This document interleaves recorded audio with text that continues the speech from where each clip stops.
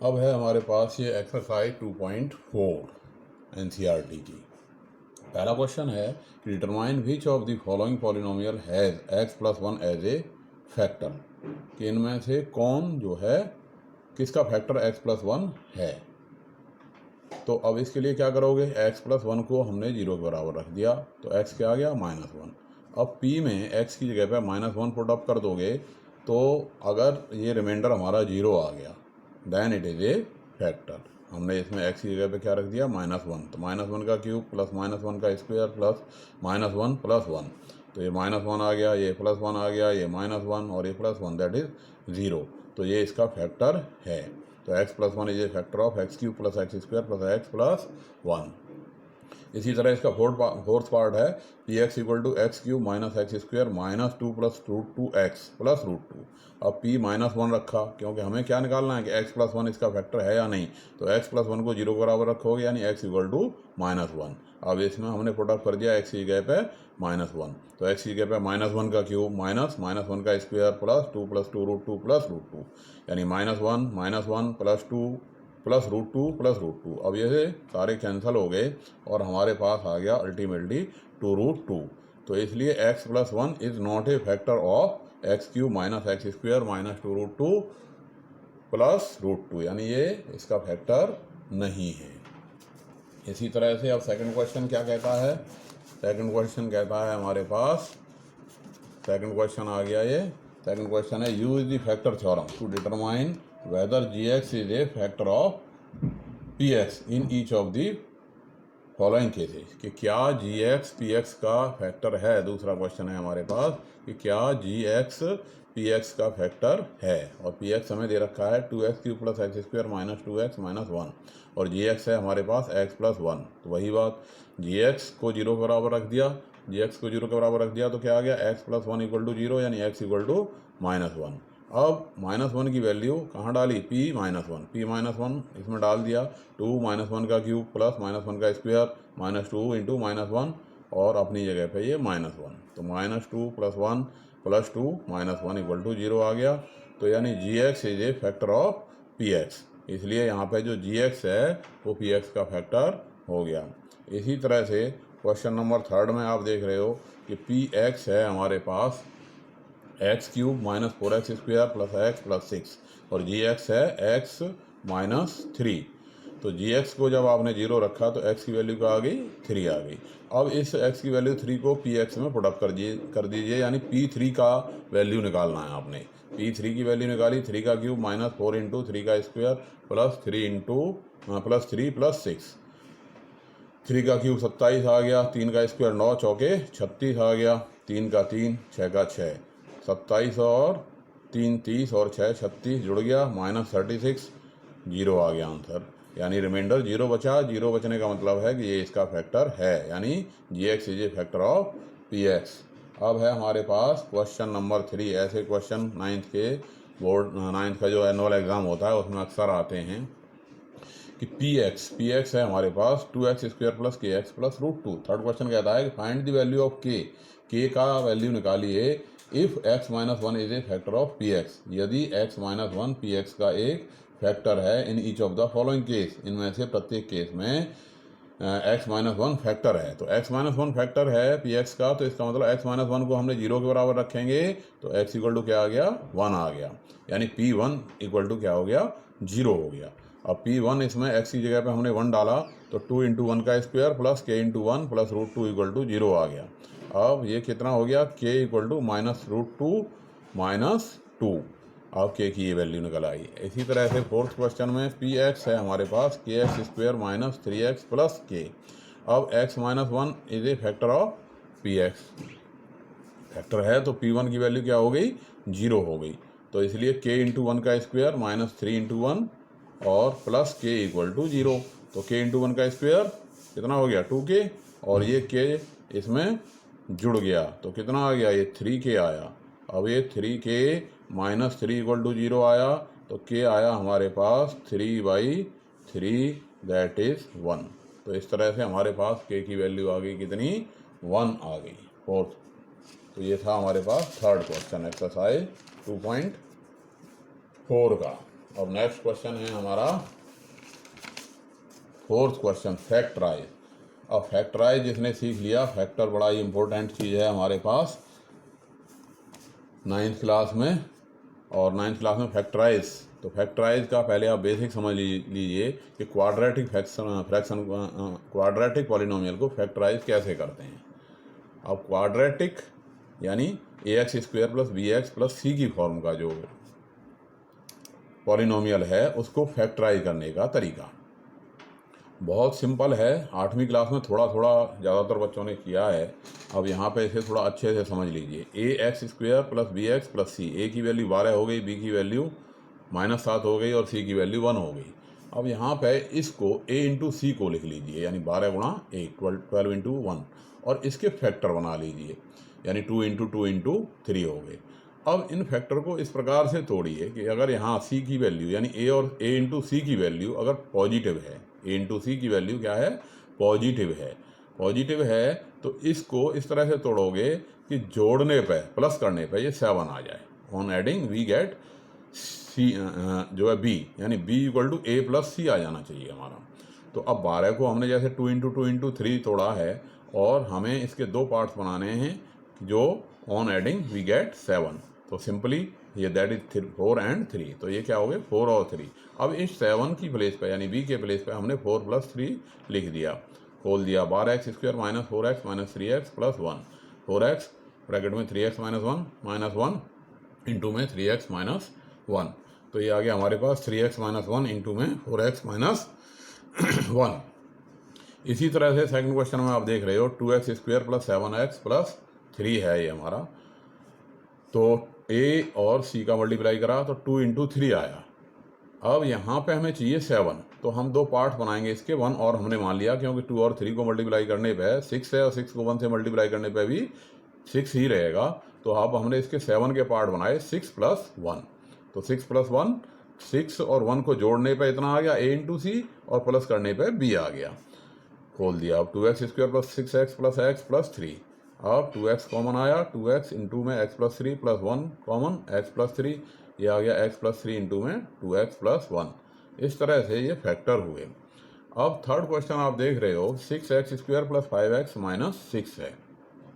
तो हमने a और c का मल्टीप्लाई करा, 6 × 6 36 आएगा, और इसको फैक्टर की फॉर्म में लिख लिया। अब यहाँ साइन माइनस है, यानी a × c का जो साइन जो प्रोडक्ट है वो दैट इज नेगेटिव। नेगेटिव में क्या होना चाहिए कि अब b इस प्रकार से तोड़ेंगे कि वो a - c के बराबर आ जाए, कि a × c जो है b को घटाने पे आए। दो पार्ट्स बनाएंगे इसके, तो अब इसको आपने घटाया, 2 दूनी 4 और 3 तिया 9, 9 में से 4 घटाने पे हमारे पास क्या आ गया, 5 आ गया। यानी b की वैल्यू इस प्रकार से इसके फैक्टर में से बनानी है कि मल्टीप्लाई करने पे a × c बन जाए और माइनस करने पे b बन जाए, एक में से दूसरे को घटाने पे। तो अब हमने 5 को ऐसे तोड़ दिया, 9 - 4, इसका ब्रेकअप कर दिया 9। अब ये हमारे पास आ गया 6x² + 9x - 4x - 6, 3x हमने कॉमन निकाल दिया, 2x + 3 -2 कॉमन निकाल दिया, 2x + 3, 2x + 3 दोनों में से कॉमन आ गया, 2x + 3 इंटू में 3x - 2। कई बार इसमें बच्चे देखते हैं कि ये ब्रैकेट अलग आ गया, ये अलग आ गया, इसका मतलब आपने सही से उसको ब्रेक नहीं किया है। ये ब्रैकेट अगर आपने सही से ब्रेक किया है कि तो आपको ये दोनों ब्रैकेट हमेशा एक जैसे ही प्राप्त होंगे, you will get same brackets. इसी तरह से फोर्थ क्वेश्चन है हमारे पास अब 3x² - x - 4। अब वही नियम 3 × 4 फैक्टर के रूप में लिख दिया, और इसका साइन क्या है, माइनस है। तो अब आपको जो है माइनस करने पे घटाने पे क्या आना चाहिए, x का मल्टीपल यानी 1 है, 1 आना चाहिए। अब 4 में से 3 आपने घटाया, क्या आ गया, 1 आ गया। तो इसकी 1 की जगह पे आपने क्या लिख दिया, 4 - 3 लिख दिया। अब ये हमारे पास हो गया 3x² - 4x + 3x - 4, x common आया, क्या बचा, 3x - 4 और +1, और ये 3x - 4। 3x - 4 जैसा मैंने बताया था, दोनों ब्रैकेट हमेशा कॉमन लेने पर सेम आएंगे। तो 3x - 4 हमने कॉमन ले लिया, क्या आ गया, 3x - 4 इंटू में x + 1। अब फिफ्थ क्वेश्चन जो है इसमें ये पावर 3 का है, यानी फैक्टराइजेशन ही करना है, फैक्टराइज करना है, बट ये हमारे पास क्या है, क्यूबिक पॉलिनोमियल है। क्यूबिक पॉलिनोमियल जैसा कि बताया था, जिसमें पावर कितनी है, मैक्सिमम पावर डिग्री कितनी है इसकी, 3 है। अब देखो इसमें दो प्रकार के क्वेश्चन होते हैं, कई बहुत सिंपल होते हैं, क्योंकि कई बार क्या होता है कि पावर 3 देखते ही बच्चे को कन्फ्यूजन हो जाता है कि ये तो बड़ा मुश्किल सा सवाल है। ऐसा नहीं है, कई बार ये बड़े सिंपल होते हैं। जैसे ये फर्स्ट क्वेश्चन है, बड़ा सिंपल है। आप देख रहे हो कि अगर एक्स स्क्वायर यहाँ हमने कॉमन ले लिया, क्या बचा, एक्स माइनस 2 बचा। यहाँ -1 हमने कॉमन ले लिया, एक्स माइनस 2 बचा। और एक्स माइनस 2 को दोनों में से कॉमन ले लिया, ये क्या बच गया, एक्स स्क्वायर माइनस 1 बच गया। और एक्स स्क्वायर माइनस 1 के फिर फैक्टर हो गए एक्स प्लस 1 इंटू में एक्स माइनस 1, यानी हमारे पास अल्टीमेटली आ गया x minus 2 x plus 1 into में एक्स माइनस 1। तो ये होता है बिल्कुल सिंपल क्वेश्चन, पावर डिग्री 3 का फैक्टराइजेशन। यानी यहाँ पे क्या होगा कि आप कॉमन लेंगे दोनों के बीच में, तो अल्टीमेटली आपको क्या मिल जाएंगे, ये दोनों ब्रैकेट सेम मिल जाएंगे। अब सेकंड क्वेश्चन है, अगर ऐसा ना हो तो, कि जब सेम ना मिलें। अब इसमें आप देख रहे हो x cube minus 3x square minus 9x minus 5, अगर आप एक्स स्क्वायर कॉमन लेते तो क्या हो जाता है, यहाँ x माइनस 3 आता है, यहाँ पे कुछ कॉमन नहीं आ रहा, तो ये 9x प्लस 5 बन जाता। अगर -1 कॉमन लेते दोनों ब्रैकेट सेम नहीं है, यानी यहाँ पे ये फार्मूला फेल हो गया ऊपर वाला। इसमें अब हम क्या करते हैं कि इसको हमने px मान लिया और वैल्यू डाल के देखी कि क्या डालने पर ये 0 हो रहा है।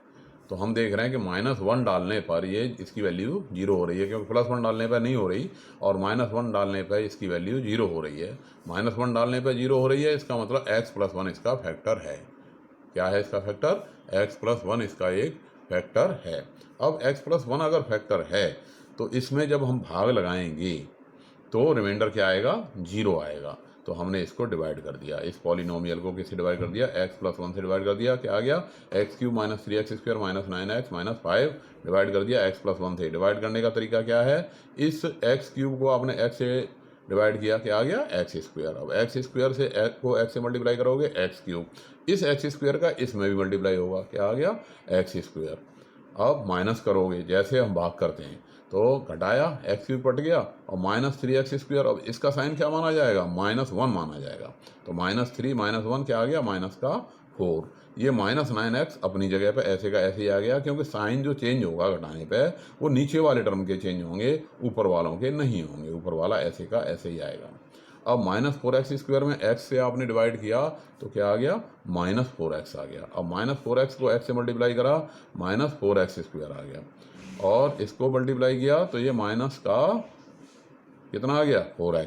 अब इन दोनों को, इसे दोनों के साइन चेंज किए, घटाना है तो साइन चेंज किए, प्लस कर दिया, और इसको भी प्लस कर दिया। ये कैंसिल होगा हमेशा।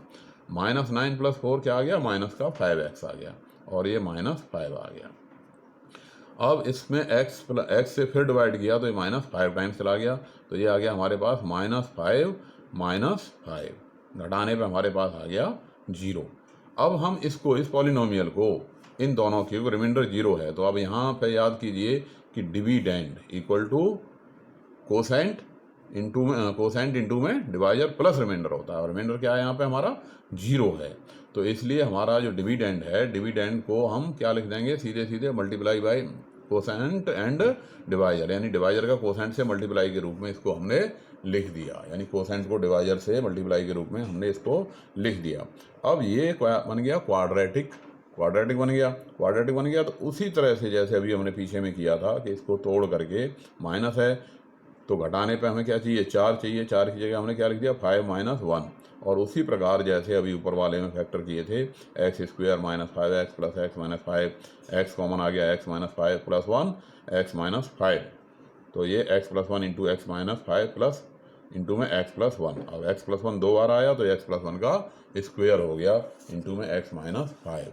तो इस तरह से ये हमारा क्वेश्चन पूरा हुआ, क्योंकि इसमें हम क्या करेंगे कि जो क्यूबिक पॉलिनोमियल है उसका पहले एक फैक्टर निकालेंगे, उस एक फैक्टर से उसके मल्टीप्लाई लिख देंगे, dividend equal to divisor multiply by quotient, और इस कोशेंट के फिर अगेन हम फैक्टर कर देंगे, क्योंकि ये क्या आ गया हमारे पास डिवाइड होने पे, ये क्वाड्रेटिक पॉलिनोमियल आ गया।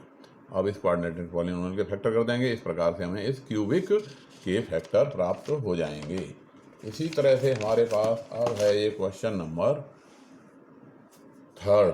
अब यहाँ देख रहे हो आप, x cube plus 13x square plus 32x plus 20 equal to px मान लिया हमने। अब वही p -1 रखा, -1 रखने पे इसकी वैल्यू 0 आ गई, तो यानी एक्स प्लस वन इसका एक फैक्टर हो गया। अब एक्स प्लस वन इसका फैक्टर हो गया तो एक्स प्लस वन से डिवाइड कीजिए, डिवाइड कर दिया, कितने बार गया x square, x cube plus x square multiply कर दिया इसका, क्योंकि जितने बार जाएगा उसका इस टर्म से मल्टीप्लाई होगा, ये 8वीं क्लास में हमने सीखा है। अब जो घट गया हटा दिया, अब 12x से फिर मल्टीप्लाई हो गया, अगेन इसी तरह से इसे डिवाइड कर दिया। अब फिर वही लिखेंगे p x equal to x square plus 12x, यानी dividend equal to quotient into divisor, इतने 12x square plus 12x plus 20 into में x प्लस 1। अब इसको फिर तोड़ दिया, क्योंकि 20 लाना है मल्टीप्लाई करने पे, और जोड़ने पे क्या चाहिए 12 चाहिए, तो इसे 10 प्लस 2 की फॉर्म में लिख दिया, 10x प्लस 2x। देन फिर x कॉमन आ गया, x plus 10 plus 2 x plus 10 into में x प्लस 1। अब ये आ गया x plus 2 x plus 10 x plus 1, बढ़ते हुए क्रम में लिख दिए x plus 1 x plus 2 and x plus 10, ये इसके फैक्टर हो गए। फोर्थ क्वेश्चन आप देख रहे हो, तो जैसा कि भी मैंने पहले क्वेश्चन में बताया था, कई बार क्या होता है कि 3 वाला बड़ा इजी होता है, लेकिन हम उसे मुश्किल करने बैठ जाते हैं कि वो हम फिर फैक्टर ढूंढने लग जाते हैं। अगर इसमें कॉमन लेने पे ये दोनों ब्रैकेट सेम बन रहे हैं, y square into 2y plus 1 minus 1 और 2y प्लस 1 दोनों ब्रैकेट सेम बन रहे हैं, तो इसको यहीं कॉमन निकाल दो, क्या बचा वाई स्क्वेयर माइनस 1 बचा, वाई स्क्वेयर माइनस 1 के फिर फैक्टर हो गए वाई प्लस 1 इंटू में वाई माइनस 1। तो ये बिल्कुल ईजी कैटेगरी का क्वेश्चन हो जाता है। अब एक्सरसाइज 2.5 है हमारे पास, सिंपल क्वेश्चन है। पहले कि भाई फॉर्मूला लगाना है, फॉर्मूला लगा करके इसको लिखना है।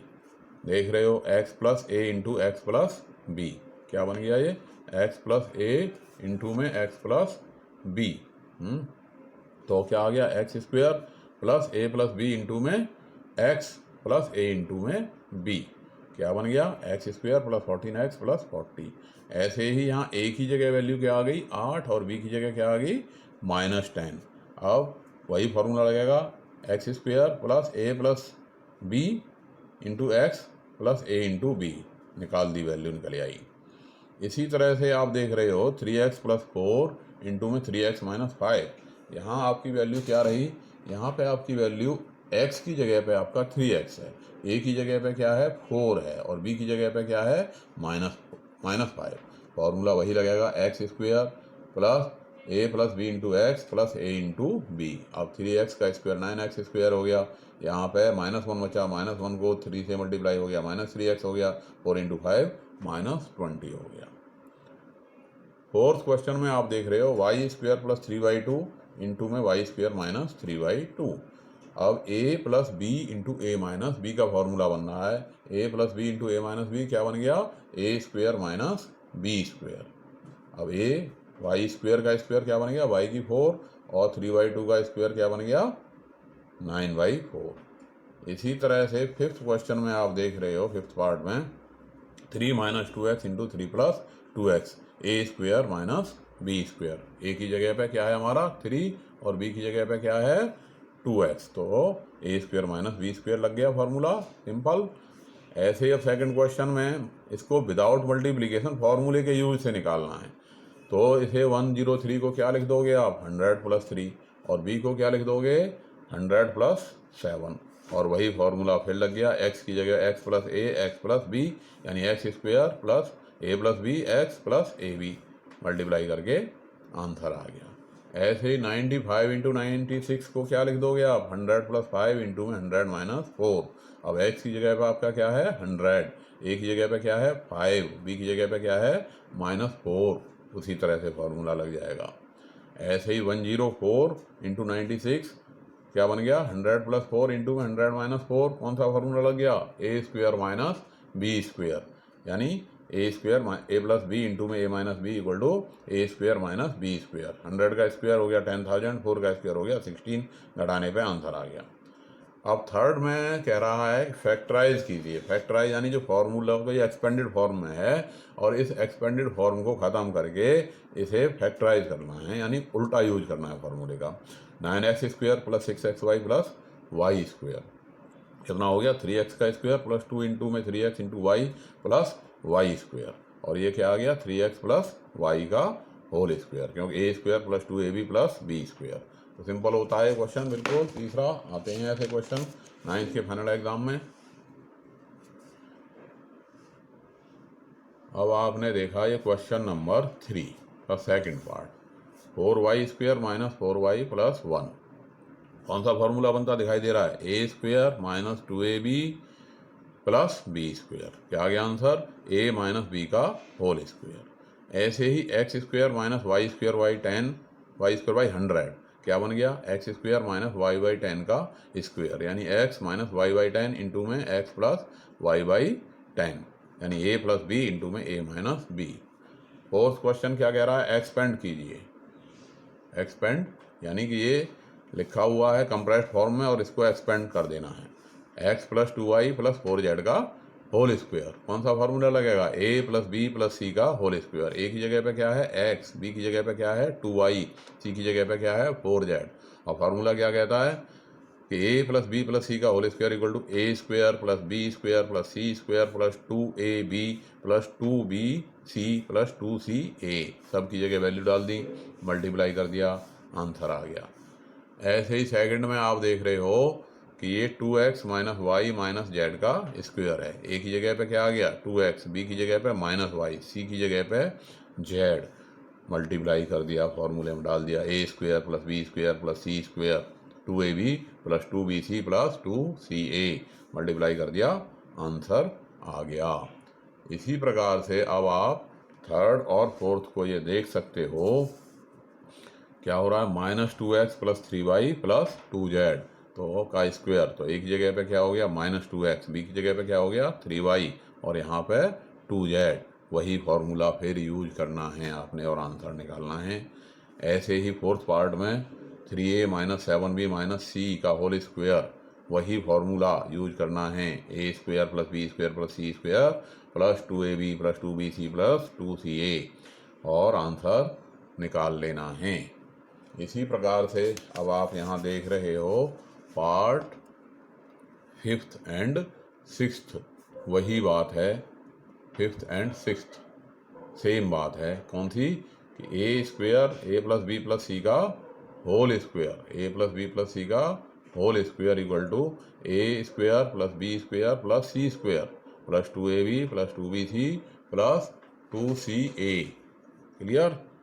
ऐसे ही 6th में क्या दिखाई दे रहा है, a की जगह 1/4a है और b की जगह माइनस का 1/2b है और c की जगह पे क्या है 1 है। तो a plus b plus c का होल स्क्वायर, फॉर्मूला लग गया 1/4 a का स्क्वायर माइनस 1/2 b का स्क्वायर प्लस 1 का square plus 2ab 2bc 2ca। अब इसको खोल दोगे, क्या आ गया a² 16 b² 4 plus 1 minus ab/4 minus b और प्लस में a/2। 5th क्वेश्चन है, यानी यहाँ पे अब 5th क्वेश्चन में आपने इसका कन्वर्स करना है। कन्वर्स यानी इसका उल्टा करना है, यानी यहाँ पे हमारे पास एक्सपेंडेड फॉर्म में है। अब एक्सपेंडेड फॉर्म में है और इसको फिर a प्लस बी प्लस सी के होल स्क्वायर की फॉर्म में हमको लाना है। क्लियर। अब आप देख रहे हो इसको 4x² plus 9y² plus 16z² plus 12xy minus 24yz minus 6xz। अब इसमें देखने वाली बात यह है कि अगर सारे टर्म्स प्लस के होते तो कोई दिक्कत नहीं थी, तब तो फिर हमारा फार्मूला सब a b c तीनों ही प्लस में आ जाते। अब इसमें चेक करो कि कौन से वाला टर्म ऐसा है जो दोनों में माइनस में है, जैसे माइनस 24yz और 6xz, तो यानी दोनों में हमारा माइनस में कौन है, z माइनस में है। अब आप जानते हो कि 4z का स्क्वायर भी 16z² होगा और माइनस 4z का स्क्वायर भी क्या होगा 16z² होगा।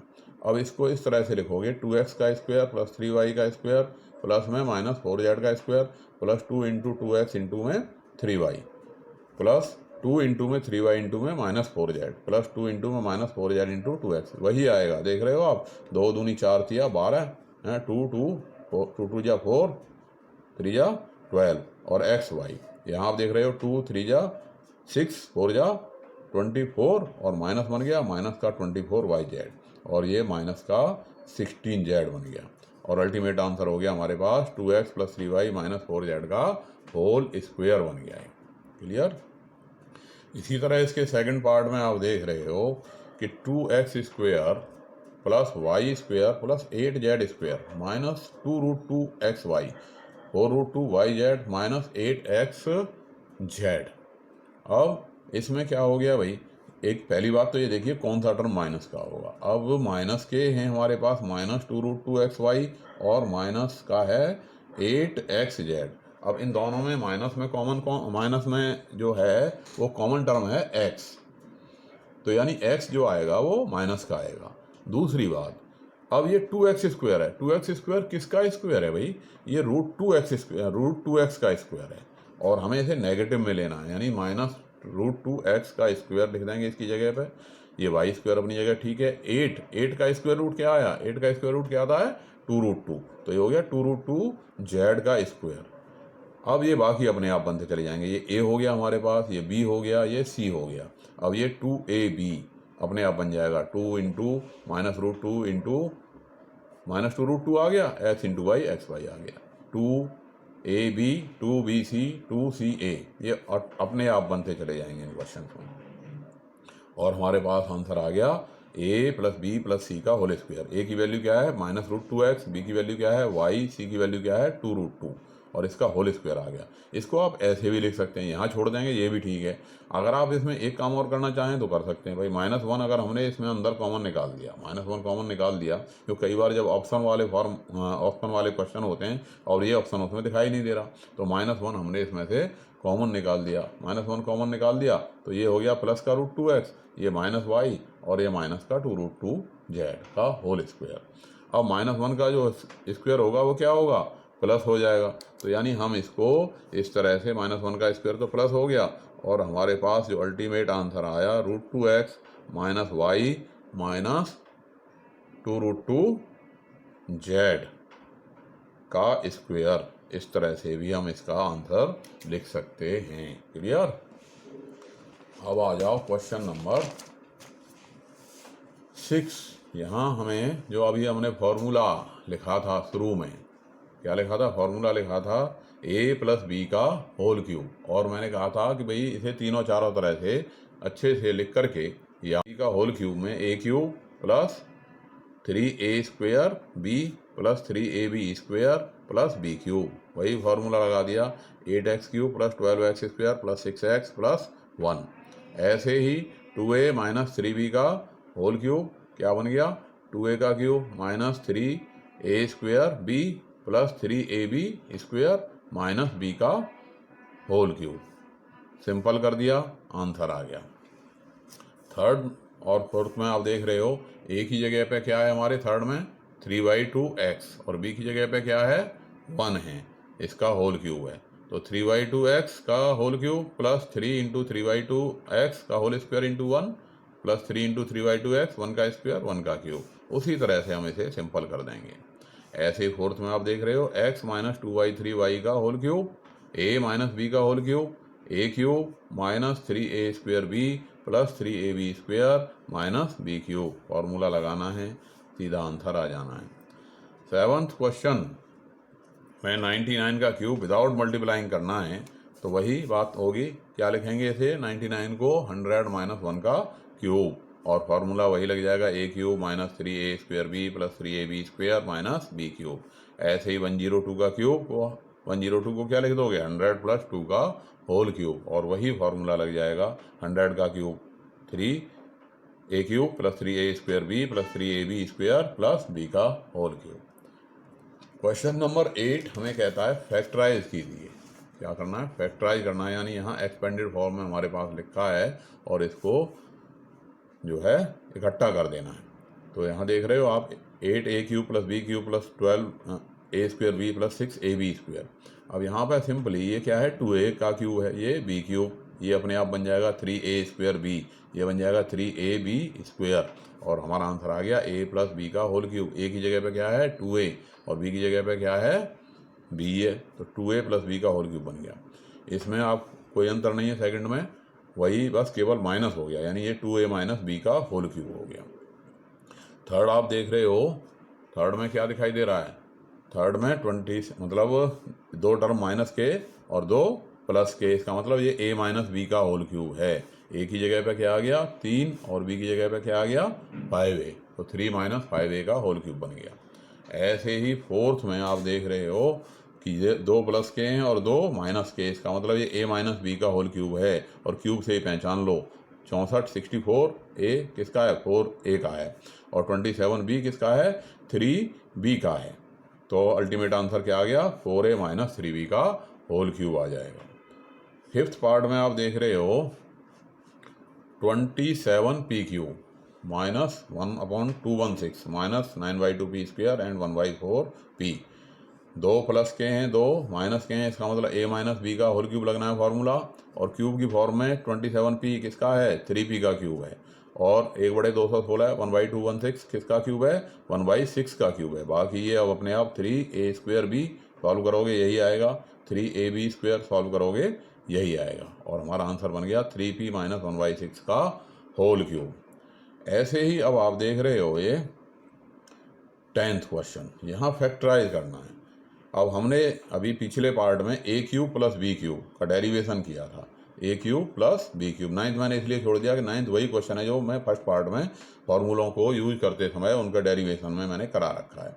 तो a³ प्लस b³ ये क्या हो गया 3y³ प्लस b³ यानी 5z का क्यूब, a की जगह 3y और b की जगह पे 5z। आंसर आ गया हमारे पास a plus be in one bracket, दूसरे ब्रैकेट में a² minus ab plus b²।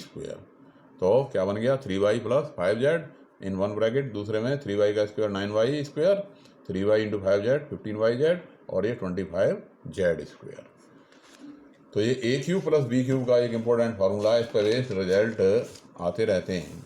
इसी तरह से आप देख रहे हो यहाँ पे 10th क्वेश्चन के सेकंड पार्ट में 64m³ माइनस 343n³, a की जगह क्या हो गया 4m का क्यूब, b की जगह पे क्या हो गया 7n का क्यूब, तो a³ माइनस b³। अब a³ माइनस b³ का फॉर्मूला क्या बनता है a minus be in one bracket, दूसरे में a² plus ab plus b²।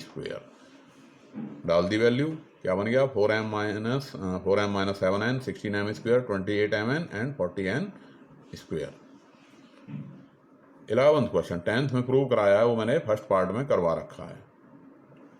11th में उसी का एप्लीकेशन है 27x³ plus y³ plus z³ minus 9xyz। तो क्या हो गया ये a³ plus b³ plus c³ minus 3abc, a की जगह 3x आ गया, b की जगह y आ गया, c की जगह पे z आ गया, और माइनस 3abc फार्मूला लिख दिया। अब a क्या होता है formula a³ plus b³ plus c³ minus 3abc is equal to a plus b plus c, a² plus b² plus c² minus ab minus bc minus ca। लगा दिया, answer आ गया। 12 का प्रूफ मैंने फर्स्ट पार्ट में करा रखा है। 14 देख रहे हो आप कि इसका एप्लीकेशन है जो हमने क्वेश्चन नंबर 12 में कराया था पीछे, कि यदि a plus B plus c equal to 0 है, a plus B plus c equal to क्या है 0 है, then a³ plus b³ plus c³ equal to 3abc होगा। यहाँ हम देख रहे हैं -12 प्लस 7 प्लस 5, तीनों को अगर हम जोड़ते हैं तो हमारे पास क्या आ रहा है 0 आ रहा है, यानी a³ plus a plus B plus C हमारा 0 है, तो a³ plus b³ plus c³ क्या हो जाएगा 3abc हो जाएगा। a की जगह हमारा -12, b की जगह पे 7 और c की जगह पे 5, मल्टीप्लाई कर दिया, आंसर आ जाएगा। सेकंड पार्ट सेम है, a की जगह पे 28 है, b की जगह पे -15 है, और c की जगह पे -13 है, और a plus B plus C हमारा 0 हो गया, तो इसकी वैल्यू क्या हो गई 3abc, मल्टीप्लाई करके इसे निकाल लोगे। क्लियर। नेक्स्ट है 15 क्वेश्चन। एरिया हमें दे रखा है और कहा है कि ये जो एरिया है, एरिया क्या है एरिया ऑफ ए रेक्टेंगल, और वो इस फॉर्म का है 25a² माइनस 35a प्लस 12, इस फॉर्म का है। एरिया जो हमें दे रखा है वो इस फॉर्म का है कि 25a² माइनस 35a प्लस 12, और इसको हमने सॉल्व करके लाना है, इसकी बताना है कि लेंथ क्या है, ब्रेथ क्या है। अब हम जानते हैं कि एरिया क्या होता है L इंटू बी, तो यानी हमें सीधी सीधी बात इसे ऐसे ना कह के, अगर हम कहें कि हमें इसे फैक्टराइज करना है, क्या करना है, इसको फैक्टराइज करना है, तो फैक्टराइज कैसे करेंगे इसे, वही फार्मूला कि भाई इसका और इसका मल्टीप्लाई लिख लो 24 इंटू 12 और इसके मल्टीप्लाई को इस प्रकार से तोड़ो कि जोड़ने पे हमें क्या आ जाए 35 आ जाए।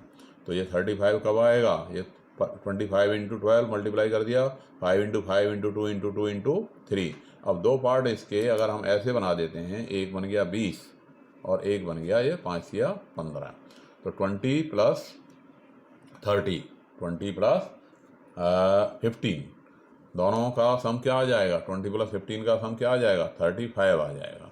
तो इस 35 की जगह पे आप क्या लिखोगे 20 प्लस 15। यहाँ बच्चों को थोड़ी दिक्कत आती है ना इनमें, शुरू में समझने में, फिर आनंद आने लगता है। शुरू में उनको लगता है ये कैसे तोड़ देते हैं। तो ये इसको बनाओ, दोनों को मल्टीप्लाई के रूप में लिख लो और फिर आपको निश्चित रूप से दो हिस्से बन जाएंगे इसके, क्योंकि ट्राई करोगे, इसको ट्राई करके जो है ना बन जाएंगे। और ये जब तक दो हिस्से बराबर इस तरह से नहीं बनेंगे कि अगर ये प्लस है तो जोड़ने पे और अगर ये माइनस है तो घटाने पे। अब वही इसी तरह से इसके फैक्टर कर दिए, 25a² minus 20a minus 15a plus 12, 5a common निकाल दिया, 5a minus 4 minus 3, 5a minus 4, 5a minus 4 into में 5a माइनस 3। तो लेंथ ऑफ द रेक्टेंगल होगी 5a माइनस 3 और ब्रेथ ऑफ द रेक्टेंगल होगी 5a माइनस 4। सेकेंड पार्ट उसी तरह का है, सेम है, बस फैक्टर करने में यहाँ माइनस है, यानी घटाने पे हमें क्या आना चाहिए 28 आना चाहिए, तो नहीं 13 आना चाहिए। तो 35 इंटू 12 फैक्टराइज किया, दो हिस्से बनाए और माइनस करने पे हमें क्या चाहिए 13, और दो पार्ट बन गए हमारे 28 माइनस 15। तो 28 माइनस 15 हमारा क्या बन जाएगा 13। तो अब इसमें हमारी ये फैक्टर कर दिया, कॉमन आ गया 7y, 5y plus 4 minus 3, 5y plus 4 और ये 7y माइनस 3, ये 5y प्लस 4। एल आ गया हमारा 7y माइनस 3, बी आ गया 5y प्लस 4। 16 क्वेश्चन मिलता जुलता है, वॉल्यूम दे रखा है। अब वॉल्यूम दे रखा है और हमसे कहा है कि एल और बी और एच निकालिए।